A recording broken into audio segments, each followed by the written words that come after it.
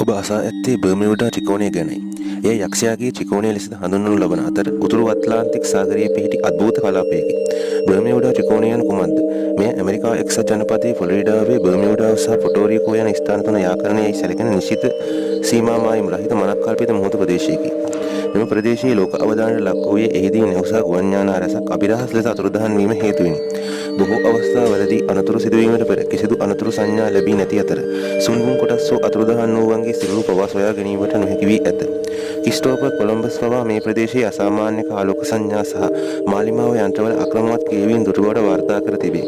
වඩාත් ප්‍රසිද්ධ සිදුවීමක් වන්නේ 1945 දී ෆ්ලයිට් 19 නම් ඇමරිකානු ගුවන් යානා පහක් සහ ඔවුන් බේරා ගැනීමට ගිය තවත් ගුවන් යානයක් අතුරුදහන් වීමයි. මෙම අතුරුදහන් වීම සඳහා විවිධ අද්භූත සහ විද්‍යාත්මක පැහැදිලි කිරීම් ඉදිරිපත් වී ඇත.